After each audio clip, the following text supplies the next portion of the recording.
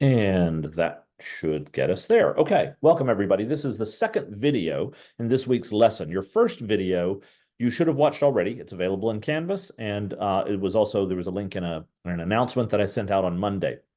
So if you haven't seen that, go watch that video first. It's important that you get that one under your belt before we come in and we start this conversation, because we're going to build off of what you've learned in that first video. But this is our second video. And as we mentioned in the announcement, essentially, here's our plan. You've looked at theory. Whoops, there went theory away. You've looked at theory.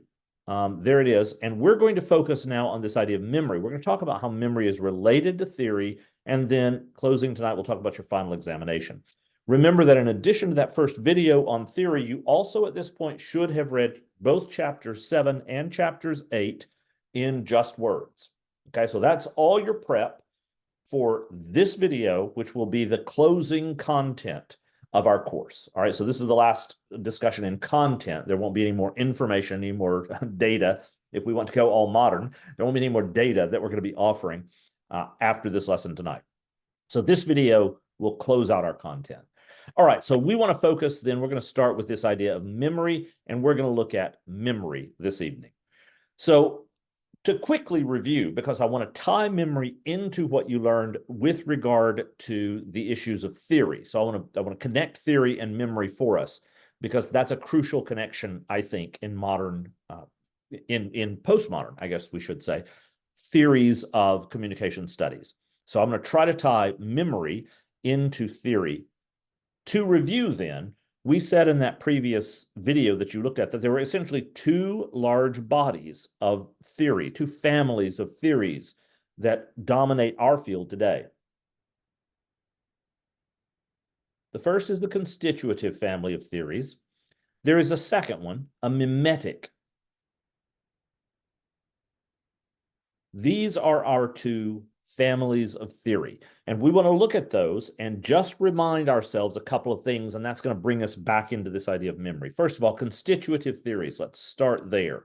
In constitutive theories, we said, in essence, our theories are that somehow our language is socially constructing our reality. So language makes our social reality. Now, there was a time when the postmodern world began, after World War II. At the very latest, modernism is no longer really viable as a position, and we know that in that period, the postmodern world was sort of kicking in and arguing about the way language has power. And the idea that came out of that postmodern movement was that somehow power was the central idea of language, that language was being used to sort of guide people in one direction or another. And the people who were using language to guide people in one direction or another, they weren't necessarily good guys. Okay. And that's the issue. People are using power, and they're actually misusing power more often than they use it. Right. So there's a misuse of power. And one of the things that communication theory set out to do is to say, okay, let's understand how power is being used in language, so that we can resist the misuse of power. Now, that's a vague idea, but that's one of the places that postmodernism kicked off. The argument that emerged from that was that power is a central idea in communication, that language is power, that power is very often language. Now, we all know that language is not the only form of power that exists. There are other forms of power, of course. There's brute power, force, violence, coercion. But amongst, just short of violence, falling just short of violence, is language. And language is the powerhouse that guides our ideas of what makes up society, our ideas of community. Now, the thing we want to focus on here is that these appeared at a time when communication studies, rhetoric, was really kind of on the ropes. Remember, modernism, if you recall, when modernism divided the intellect, as it redefined the intellect, and if you don't remember that, go back and make sure you review that handout, Intellect Redefined. Okay. As intellect got redefined in the modern world, essentially what happened is that prior to this, there was the intellectual activity of certainty, right? We knew certain things. And you remember this from our first night. What's in the jar? You know what's in the jar. You can know with absolute certainty certain things.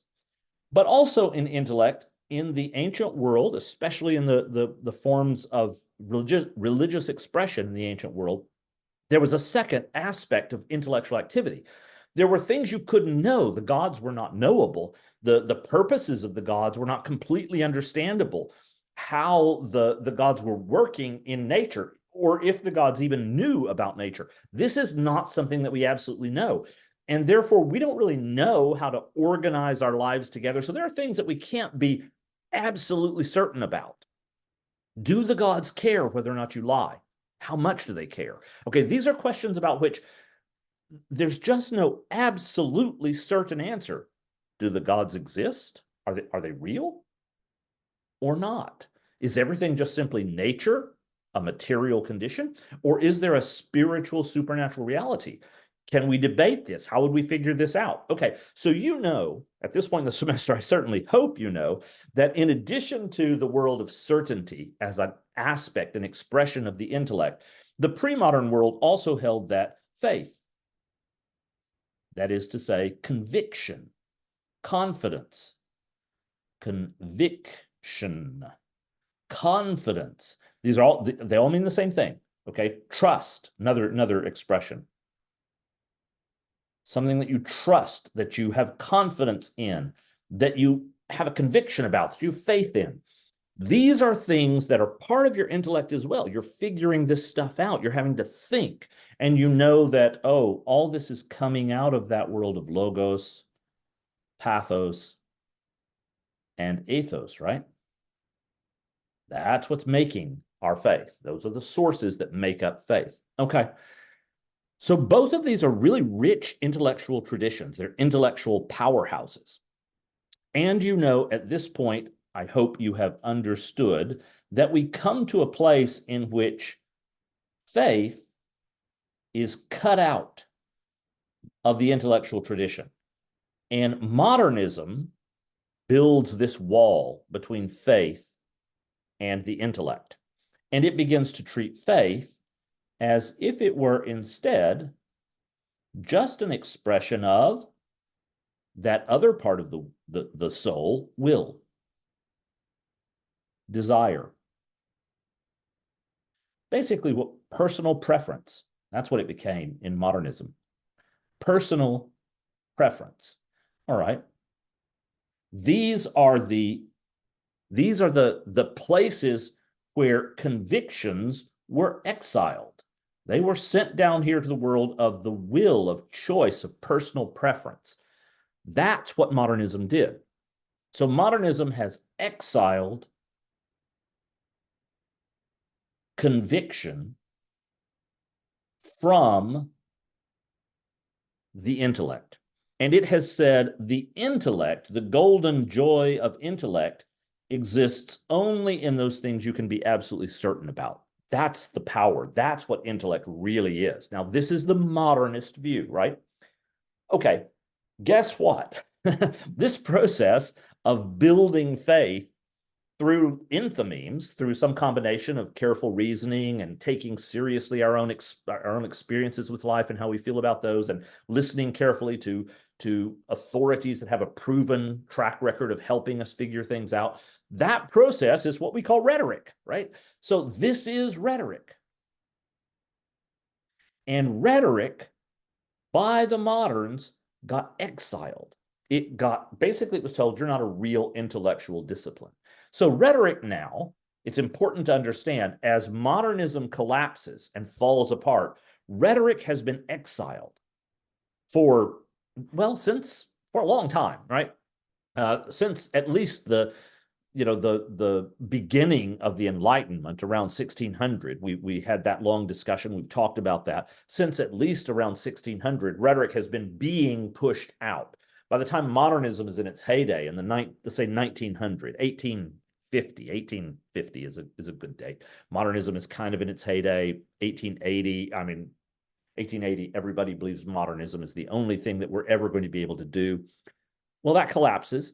And during that heyday of the modern view, rhetoric just isn't in the intellectual world. It's not taken very seriously. So when postmodernism appears, okay, so now we're making that transition out of modernism into the postmodern world. One of the things that appears in that time frame is that people begin to talk about language as if it constituted, as if it made, built. That's what constitutive means. To constitute something is to build it, okay? And a constitutive view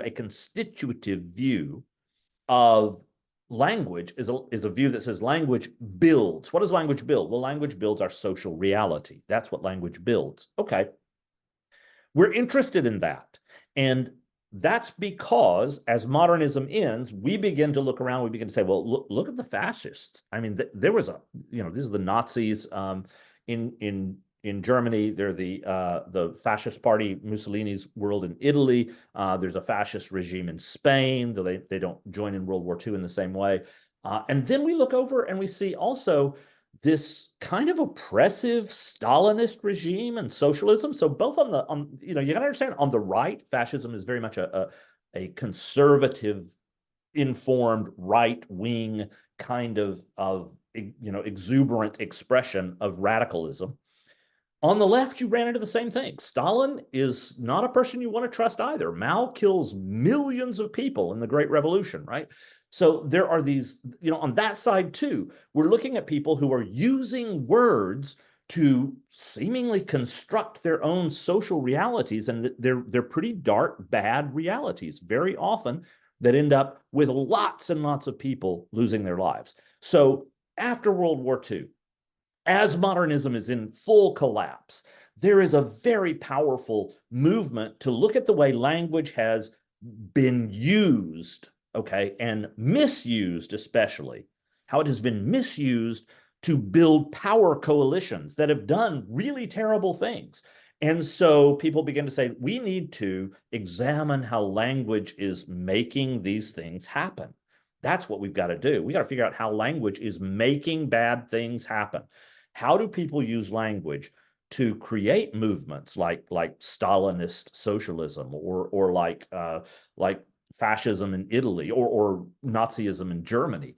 How do people use languages that make these things happen? Okay, you have to understand that after rhetoric has been in this exile for so many years, 200 years at this point, where nobody's taken rhetoric seriously, rhetoric's been treated as kind of a game. Nobody thinks of it as an intellectual activity. All of a sudden, people appear on the scene and begin to say, wow, we got to think about the way people use language, because that's powerful. Obviously, those people who were in the nascent early days of communication studies at that point, sort of exile, rhetoricians in exile, if you will, they love this idea because all of a sudden it sounds like people are saying, hey, rhetoric needs to be taken seriously. They don't use the word rhetoric. Language use needs to be taken seriously. And so we begin to get this movement and these theories begin to emerge. And here's our connection. What is a theory? A theory from the Greek, theorein. There it is. That's the Greek word, theorein. A theory is a way of seeing. It's how you see. It's a point of view. It's the frame through which you're going to interpret something, how you're going to look at it. Okay, so language appears suddenly in the postmodern world. Language suddenly appears and people begin to talk about a theory. How are we going to develop a theory of language about the way people misuse power and build really dark forms of community? That's what we want to know. And there's a group of people who have sort of, lightly associated with this idea of what we today would call communication studies. And they're absolutely thrilled because suddenly somebody is taking language seriously. And rhetoric, again, it's not a terminology they're going to use up front in the same way that we would today. But essentially for us, we can say rhetoric begins to be taken seriously. It appears once again as a powerhouse. Okay, we're excited about that. And the constitutive views of language focus. They generally divide along these two spectra here. Let's just put it in here. They generally divide along the idea of power and the idea of community. Okay, so the constitutive theories, if they subdivide, and they do, we can subdivide them. And when we subdivide them, we get discussions of power, and we get on one hand, and we get discussions of building communities on the other hand. And the question becomes, how do we decentralize, deconstruct, that becomes the postmodern term. How do we deconstruct the misuse of power? And all power should be suspect. We need to deconstruct all powerhouses. The second issue is how do we understand the way language was used to build dark communities, dark as in morally dark and compromised, and how could we use language and the power of language, how could we use language and its power properly to build good communities? So these are the two subdivisions of the great constitutive theories of language that emerge in the early postmodern system. Misuse of power, how do we use power? Two, how do we build community? Now that should ring some bells for you, okay? And we have said these last weeks in the class, synthesis, we're drawing everything back together. Hopefully you can see the connection here. Who else has said language is about power?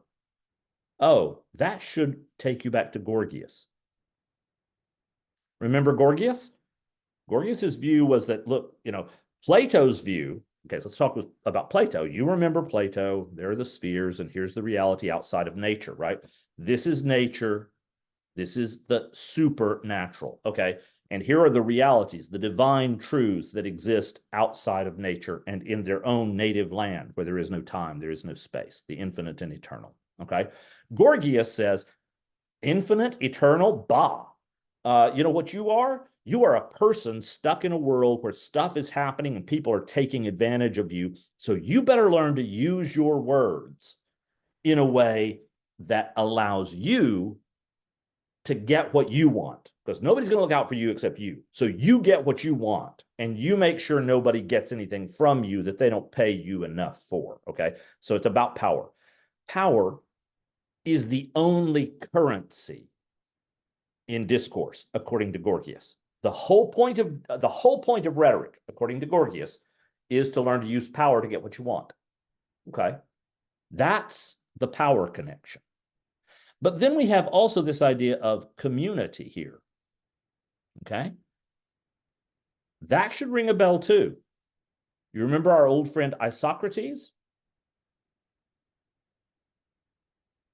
He's the guy who was saying, you know what your words are for? It's not enough. Remember, Isocrates almost certainly was a student of Gorgias, and he rejects Gorgias's moral relativism. He says, no. Life is worth more than just your own pleasures and your own self-interest. The only way you're ever going to have a rich life is to live for something bigger than yourself. You have to commit yourself to the community. We would say today to some identity that is a tribe. Okay, so community, identity, that's where the real glory of language is. It's in community building, and you've got to go out and build community together. That's the goal. That's Isocrates. So in the constitutive theories, we see two, and only two. Well, no, there's some other smaller, these things divide and subdivide. There are two main divisions in that theoretical group. One of them is very much Gorgias. The other is very much Isocrates. Now, if you want the contemporary names, if any of you are going on to grad school, make sure you get this down. If you want the contemporary names, let's just take Gorgias. Gorgias in the modern world and the postmodern world, Gorgias, the inheritors of Gorgias are Nietzsche, Nietzsche, way too hard to spell, so we are never going to write that one down again.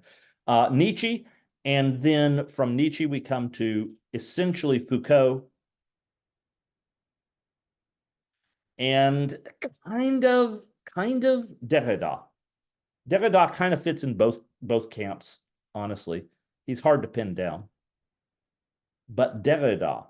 So that's if you start looking at contemporary theories, that's where you're going. Anybody in communication studies who tells you, look, the whole point of language is power, that person is talking to you from that theoretical frame. A constitutive view of the world that says language constructs, language builds our social reality. And we can hear echoes of that from Gorgias. We see that same view picked up by Nietzsche. It is echoed in Foucault, and it is applied in many different in ways in Derrida. Okay, so that's sort of one arc. All right, Isocrates. It's all about building community. It's all about building an identity base so that we can hang together. And it's not, you're not on your own out there. There are people like you, and we're going to join up, and we're going to protect each other. We're going to get each other's back. We're going to watch out for each other, and we're going to build our community, our identitarian vision, our tribe. Okay, that's a second group, and it comes from Isocrates. From Isocrates, it goes to some groups. Hume is one name. He's writing in the 1700s. But more importantly, more directly for us, it comes to a character named Gadamer. And finally, Heidegger. Now, these are, again, not names that you have to know. I'm just giving that to you. If you're really interested in rhetorical theory, you really want to understand this, you're headed off to grad school, I want you to have some context. So there's the context for you, okay? So that's just the bigger view. Again, at no point are you going to be asked to trace those out, okay? But they're just there for you to grasp and to understand. Okay, so in this constitutive view, then that's one of the primary theories. Inside that theory, we have the subdivision, a focus on power and a focus on community. Those are the two places we go to look at the way language is being used. So you can see how this becomes really, really intoxicating as postmodernism dawns. Rhetoric has been in this exile. Rhetoric has been sort of disrespected as an intellectual discipline and tradition. And all of a sudden, here are theories, ways of seeing the world, ways of understanding things, theories, ways to contemplate realities. The theories of language suddenly begin to say, hey, this language thing, it's really important. It's how we build community. It's how we negotiate power. That's really intoxicating then to the communication folks, and they rally around that. So this is the view then that is the constitutive view, is the view that dominates our field even today. Okay, so we're at least 70, 80 years into postmodernism. Excuse me, we're 70 or 80 years into postmodernism. This is still the family of theories that dominate our field. The mimetic theorist, okay, that other view is, of course, not constitutive. The mimetic theory takes another perspective, and it travels through Plato and Plato's vision of the world to give us a different perspective, a different theory of the way language works. We're going to look at that theory a little bit as we move forward. But the mimetic theory is very much a theory that echoes Plato.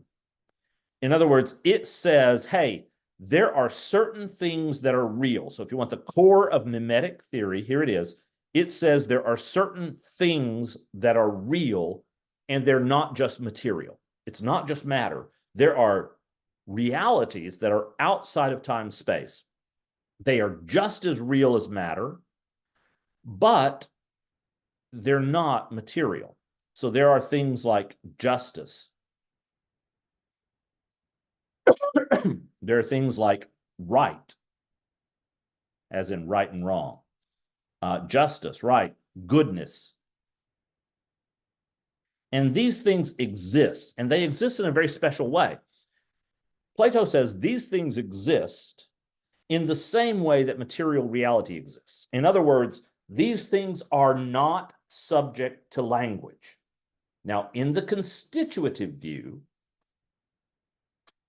whether we're talking about power or whether we're talking about community, in the constitutive view, things like justice, goodness, what do those terms mean? Well, in both cases, both in the Gorgianic and the Isocratic, the terms justice, the terms goodness, what they mean is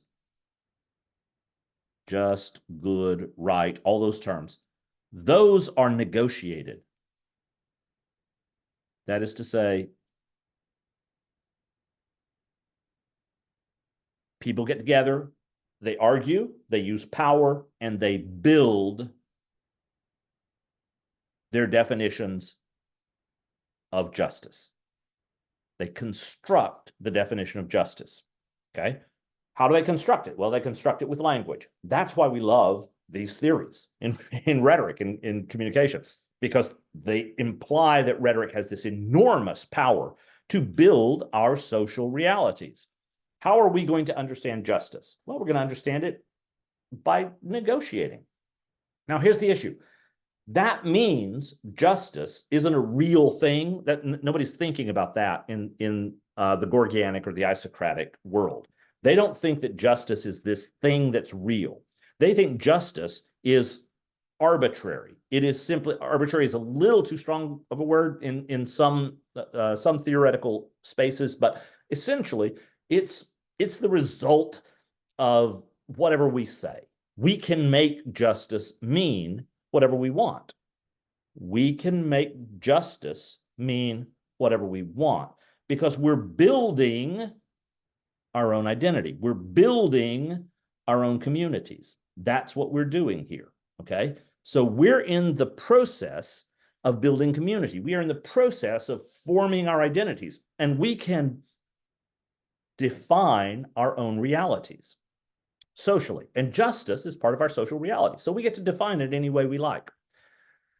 Those are ideas that begin to appear really radically with a kind of radical insistence by the time you're late in the 20th century, by the 80s, 90s especially, and into the early part of the 21st century. This is a really powerful central core idea that we're making these things, we're creating these ideas of justice. Plato, in contrast, doesn't think you can make justice. He doesn't think there's anything you can do to create justice, because in Plato's world, justice does not respond to your words. Think about that. In Isocrates and in Gorgias, the word justice becomes whatever the community says. In Plato, the word justice does not respond to your language. Here's what Plato means. Plato means that justice is real, like this, here's a glasses case, right? Plato says justice is real in the same way that my eyeglass case is real, meaning it doesn't change when I talk to it. It is a brute reality. No matter what I say, no matter what I say to my glasses case, I cannot talk it into becoming a labradoodle. I cannot talk my glasses case into becoming a chocolate eclair or into becoming anything else. I can't talk it into doing anything. It does not respond to my words. And justice, according to Plato, is like my glasses case. No matter what you say, justice won't change. Please be a chocolate eclair. Nope, I still got a glasses case. And if I describe my glasses case and I say, wow, this is a chocolate eclair, then I'm wrong. I'm just flat wrong because I said it was one thing and it's not.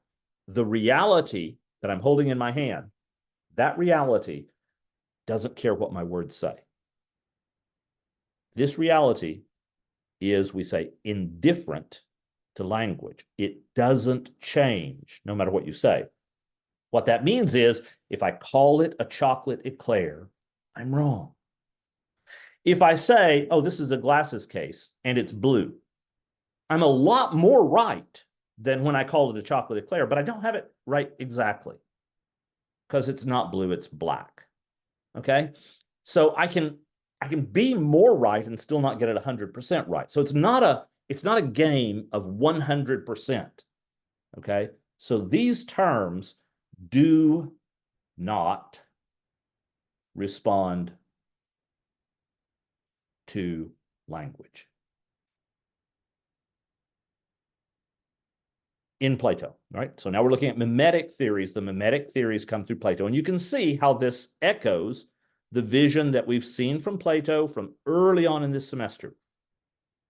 There are certain realities. They are fixed and unchanging. They are in the divine world, in the infinite and eternal space. They're religious, or at least they're metaphysical. They're outside of this world of nature right here. They're outside of that. And therefore, they don't change. Things inside nature, they can change. Things outside nature, they exist in a divine perfection. Their reality doesn't change no matter what you say. Okay. What that means is when you say this is unjust, that's not right.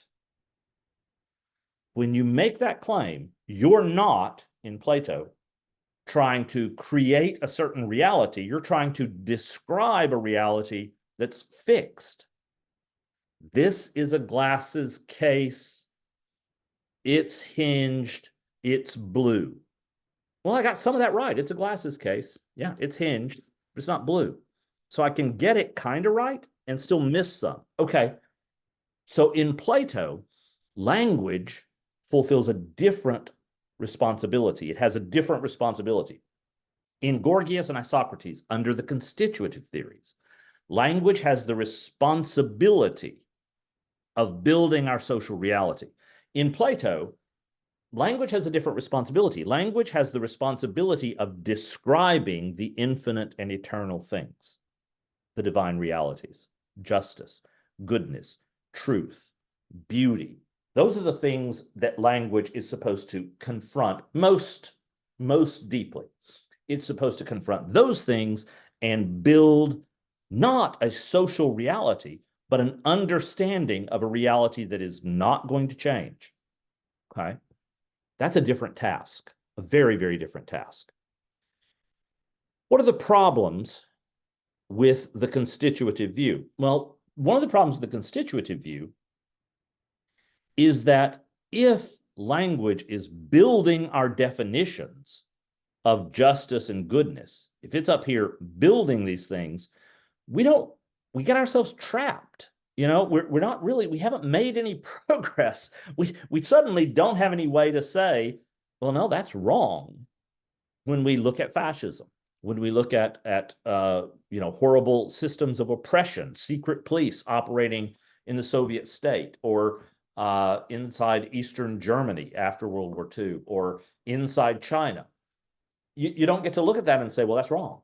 That shouldn't happen. Because they have used words, the Italian fascists, the Nazis, the Soviets, the Chinese regime at its most oppressive, they have used words to build their own reality. It's just that when they built their reality, they decided that one of the things they wanted to be part of their reality was to kill people who disagreed with them. And they call that just. Why is that just? Because they're right. So that, we don't want our beautiful, perfect system that we've built corrupted by your influences. And so we will send you away to re-education camps, to reorientation camps. If you're in the Soviet Union, you'll be sent to the Gulag, and where you are going to learn to think like a good Soviet, which means you're going to die. Okay. That's how it works.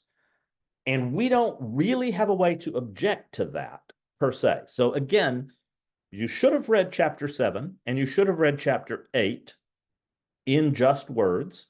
If you have, then this should sound relatively familiar because these critiques are in there. Okay, with those views of theory in mind, we can say problems with the constitutive theory, easy. We can't make moral judgments. That's the problem. You don't ever get to say, no, you shouldn't line up everybody who wears glasses and shoot them. You don't get to do that. You don't get to arbitrarily decide that people who wear glasses should be excluded from the dignity of being human, the basic rights of having human identity. Okay, so human identity trumps everything else, except when you live in a constitutive world. Then human dignity and human rights do not trump everything else. Human dignity and human rights are just one way of building the world. There are others, pretty dark and horrible other ways to build the world.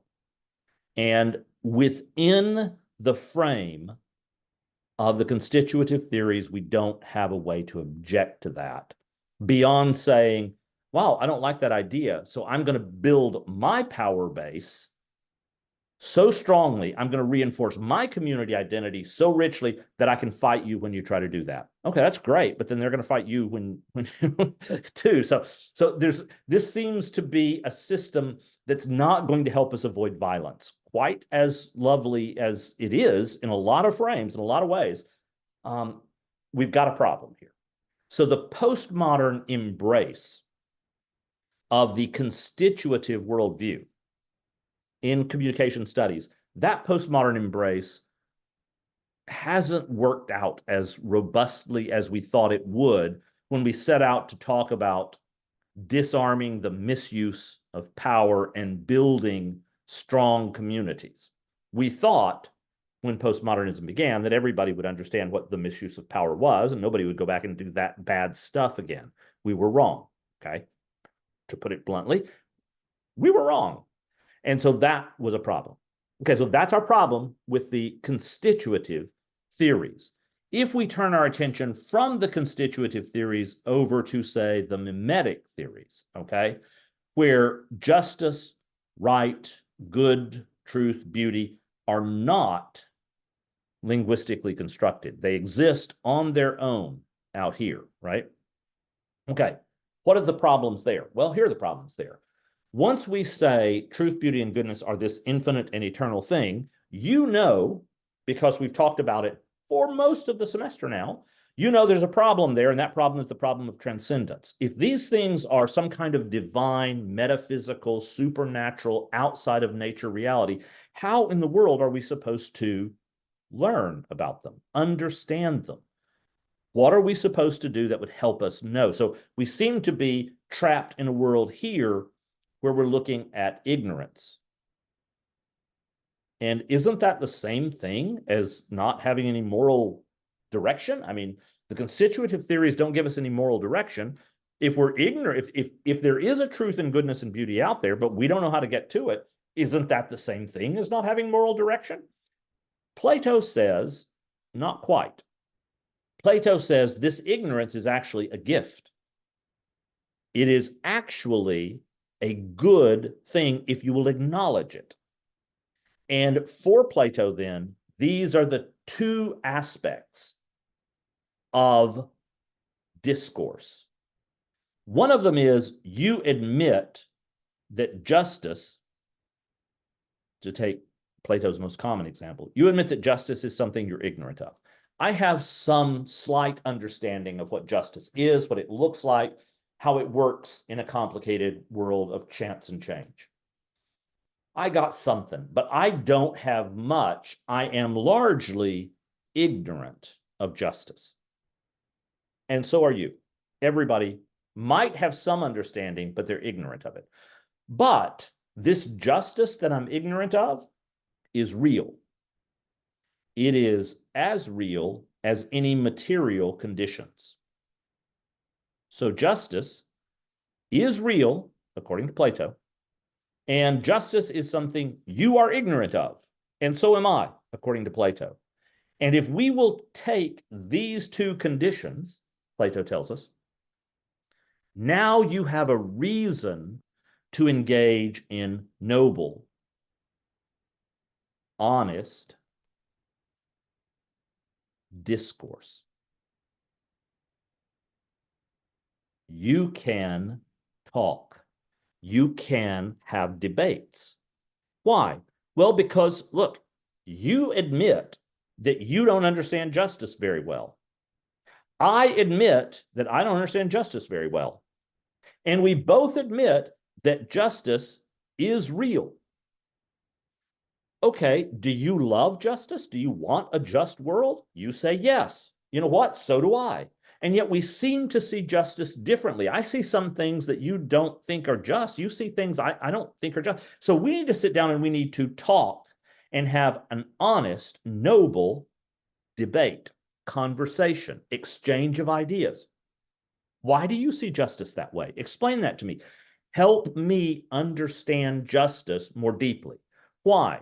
Because I say I love justice. That's what I want. So I want to listen to you. I want to hear you, and I want to understand justice more completely. You know what? You do the same thing. You say you want to love justice and you want to understand justice more deeply. And yet I'm seeing things over here that I'm saying, hey, look, this is part of justice. And you don't seem to respond to that yet. Could we talk about that? Could we bring that into our discussion? That is what Plato gives us. He gives us a way, take home point, Plato in mimetic theory gives us a way to engage the transcendent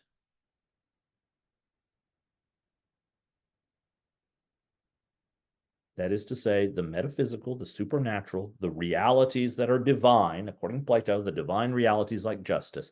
He gives us a way to include transcendent reality in our ordinary discourse. And in Plato, discourse is always politics. Now, notice what he's done. He's brought the religious, the supernatural, the metaphysical, the divine. Plato has brought that into our political discourse.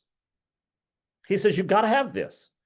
And at the same time, he has done so without what you and I now know is fanaticism, without radicalism.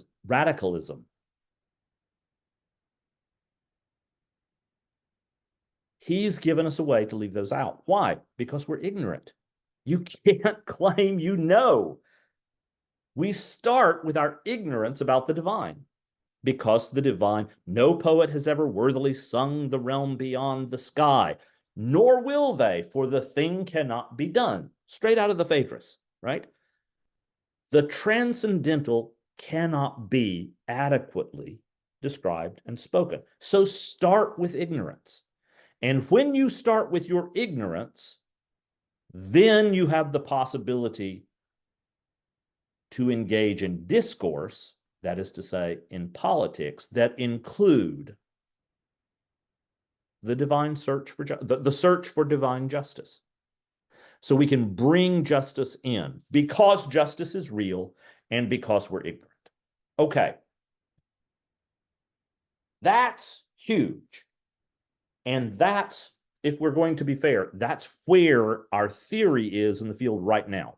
The people that I would refer you to on this front, the biggest name right now is Habermas.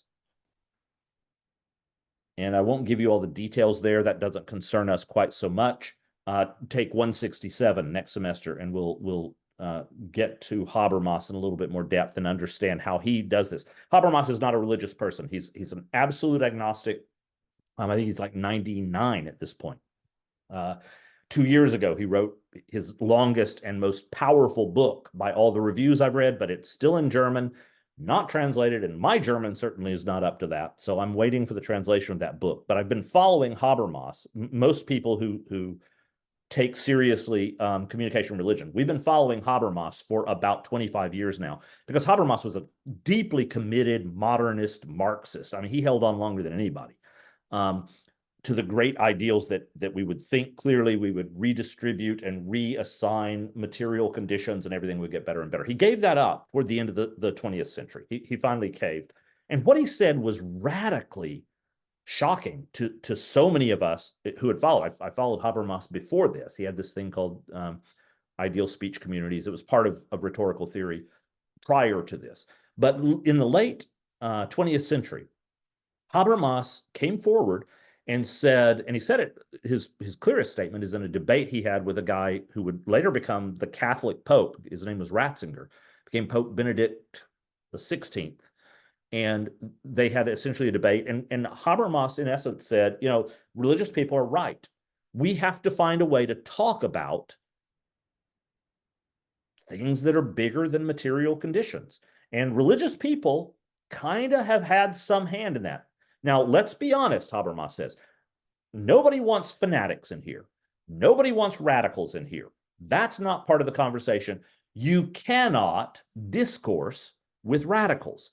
You cannot have honest, noble discourse with a fanatic. That's not a possibility.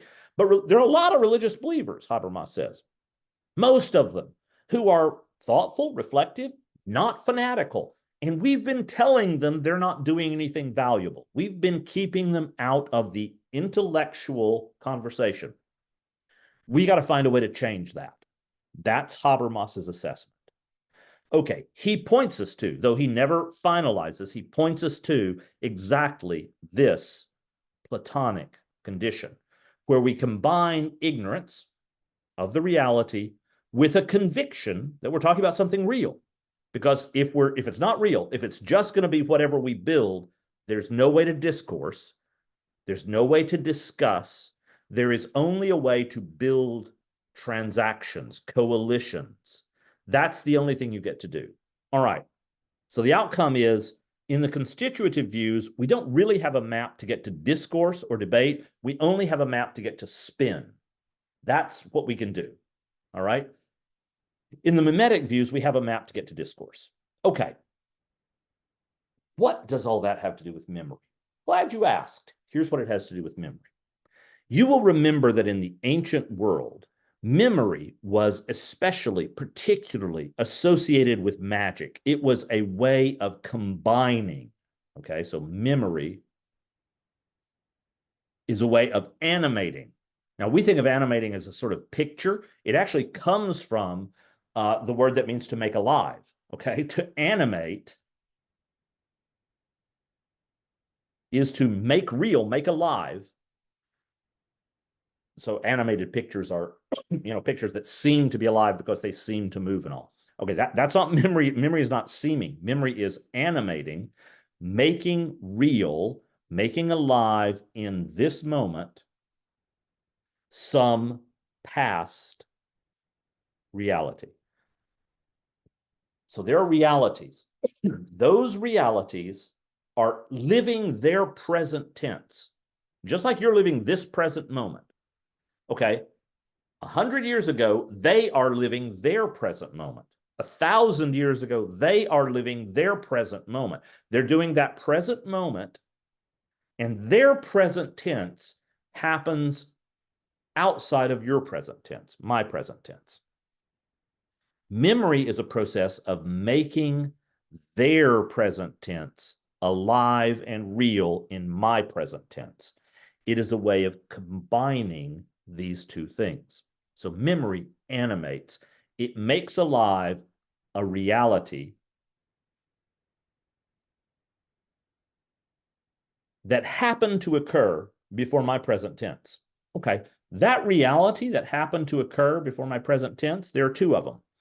There is what you and I would call a past. It's a present reality that happened before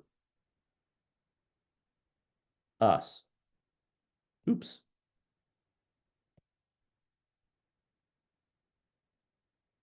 So it's a reality, a present tense that happened before, let's just be clear, before our present.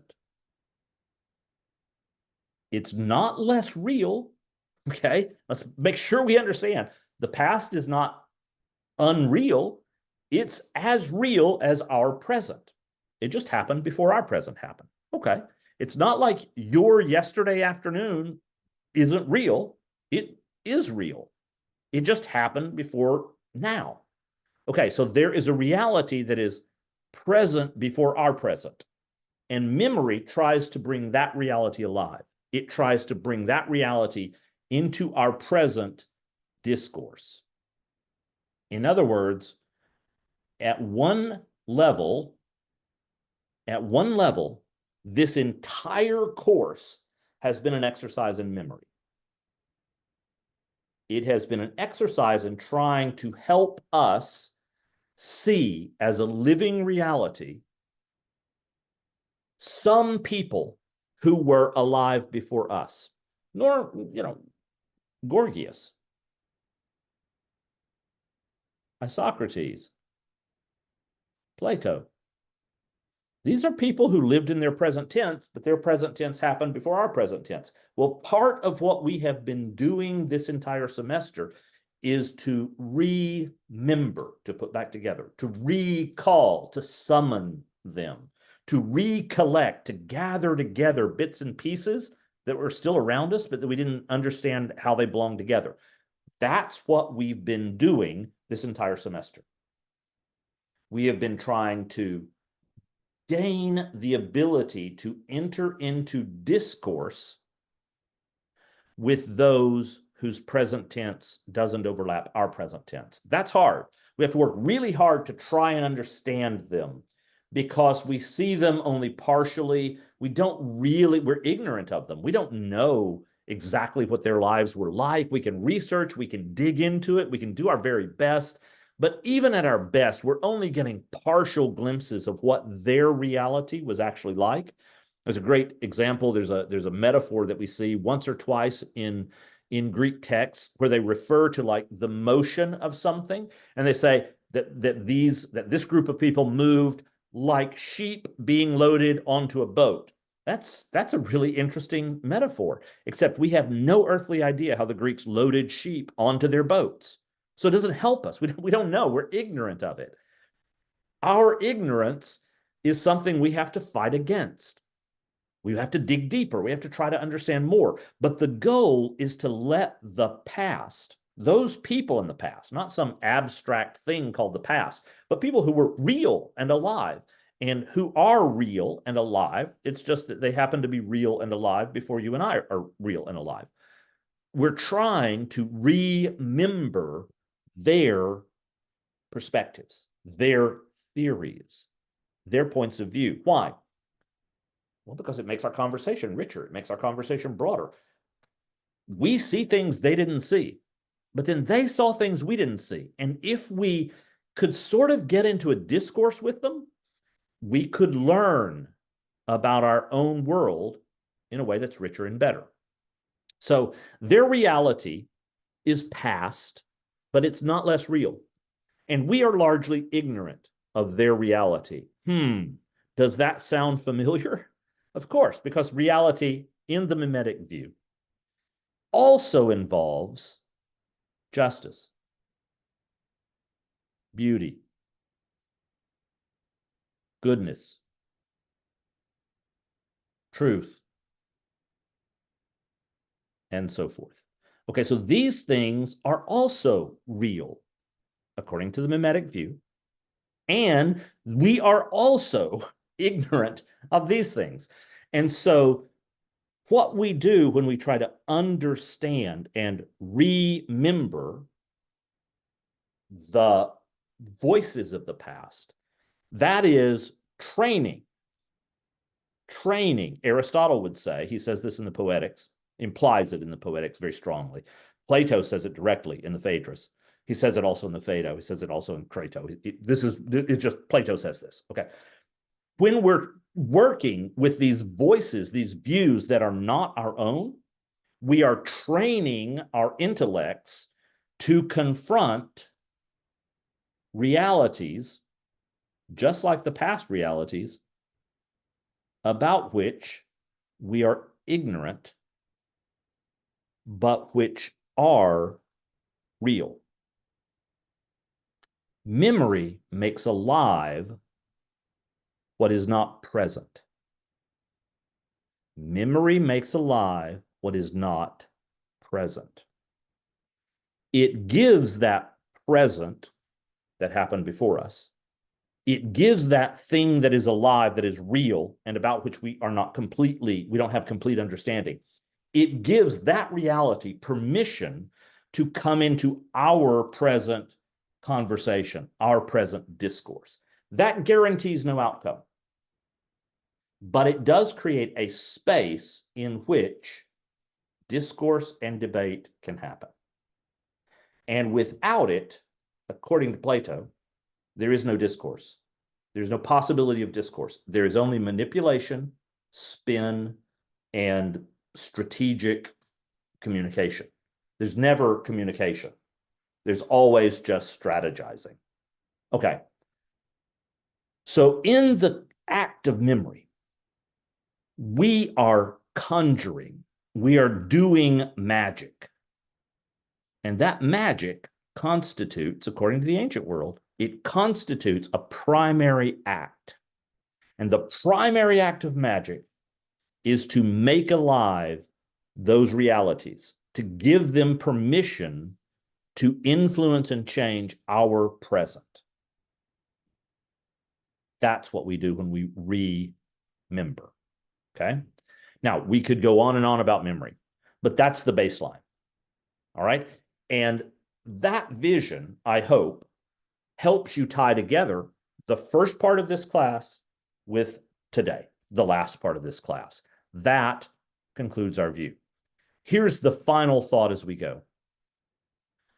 Habermas's vision that we must somehow work to include, he doesn't use the term memory, he doesn't talk about that, but basically that's Habermas's argument. Habermas's argument is you have to remember the real. And the people who can teach us how to do that are religious people.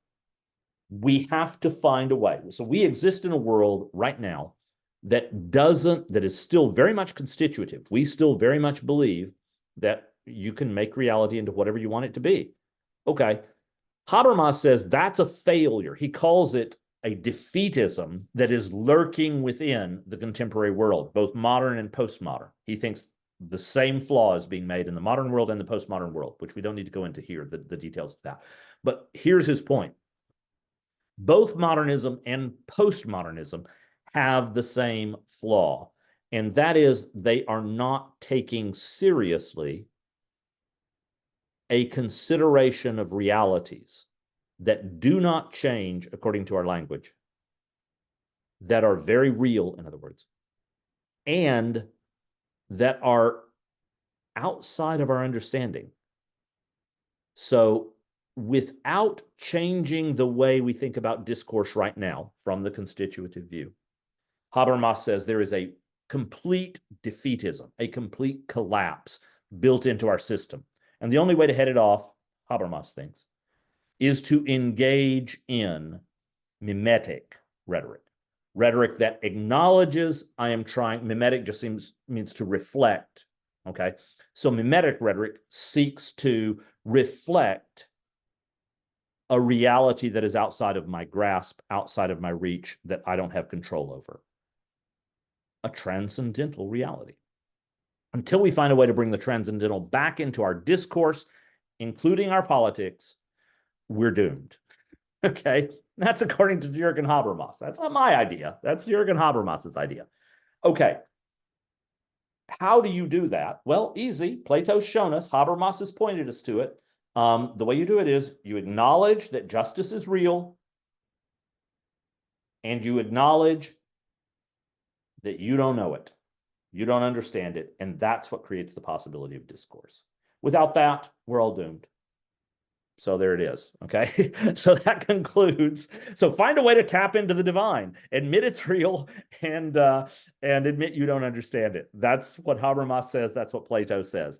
And that's how religion is ultimately related to rhetoric. Okay. That finishes our course. Think about that. Get back to me.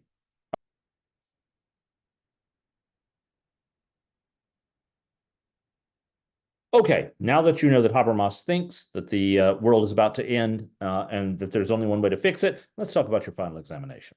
Okay, here's your final exam for this class. Here's the logistics of your final examination. You don't need to take a screenshot of this. You can if you like, but you don't have to.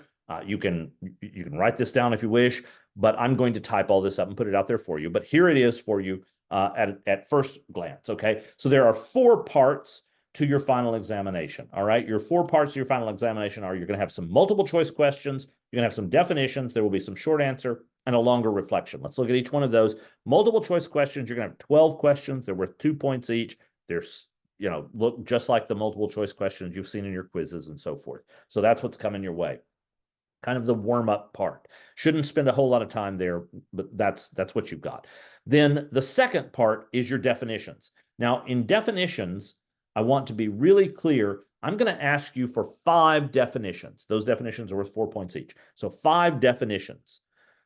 I will give you 8 terms at least. I have 8 on there now. I may put 1 or 2 others on, but basically you're going to have some options here. You need to pick your 5, don't challenge yourself, pick your 5 best ones that you can do your best on, hit those out of the ballpark. But I want to remind you that a definition is not a discussion. It's not an explanation. It doesn't require any context. Definitions just mean define the term. Okay, that's all you have to do. There aren't any definitions on here that you can't do in 1 sentence. Okay, so this is basically 5 sentences. Find your definition, find your terms that you want to define, give the definition, and move on. 1 sentence, period, move to the next one, do that 5 times, and then move on. Okay, short answer. Next part of your exam is the short answer. It's worth 25%. A short answer here, there are going to be 3 questions. You can choose any one of those 3 questions, 1 and only 1. Do not answer all of them. Pick 1. And this is a question that you ought to be able to answer. I mean, 1, 2 paragraphs. 3 paragraphs would be the absolute max outside limit of this. Don't you certainly don't need, I can't imagine that you would need 3 paragraphs to answer any of these.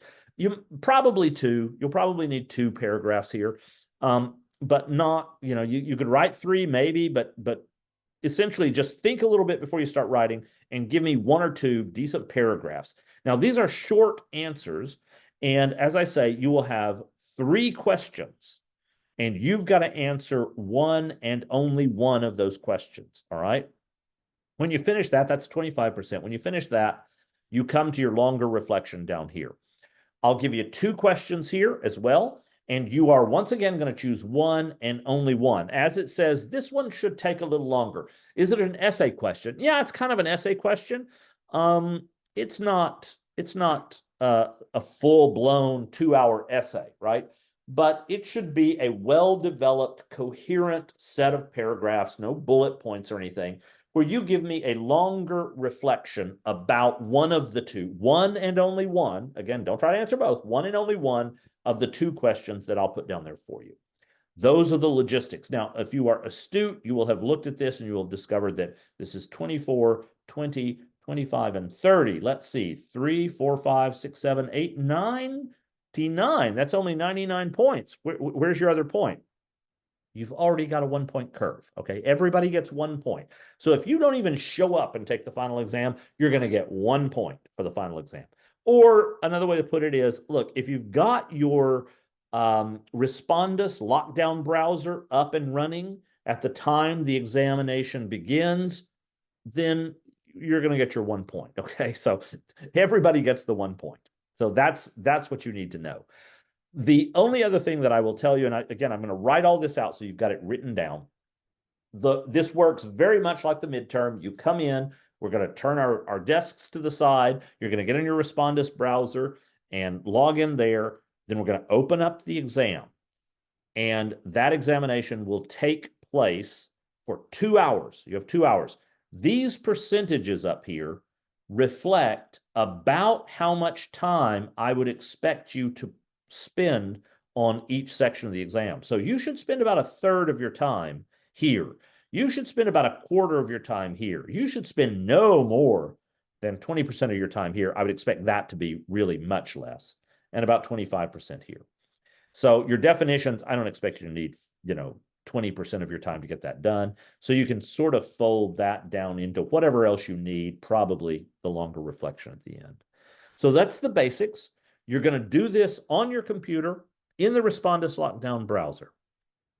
The only other thing that I'm going to discuss with you is the following. Your exam is presently scheduled to begin at 7 p.m. That seems silly to me. We meet every week at 6. So here's what we're going to do. I'm going to give you a chance to show up at 6 o'clock and take this exam from 6 to 8. That's what you can do. Okay.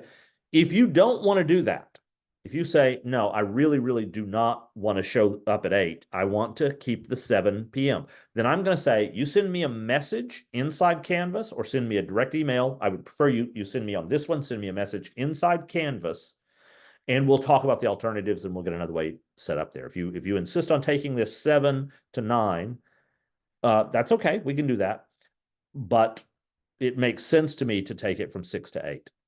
So if you have concerns about that, don't worry about getting in touch with me. Just get in touch with me and we'll talk about that. Now, that said, here's another issue for you. You will have office hours from me this coming weekend. I will have a couple of hours that I'll be in the office, probably on Friday or Saturday. And if you need me outside of those 2 office hours, you need an appointment, again, contact me. But watch, I don't know exactly when I will set that up yet, but I will send a Zoom link out to everyone in the announcements, and you are free to drop in with any questions you've got. Okay, with that, that closes out our course, and I will wish you all the very best as you prepare for all of your questions on all of your exams. And let me know if you have any questions about our particular course, and we'll take those up either in office hours or we'll have some other way to get in touch. We'll email each other, or we will, I can set up a Zoom meeting. We can talk in Zoom. All right. All the very best, and thank you very much. Let's end this.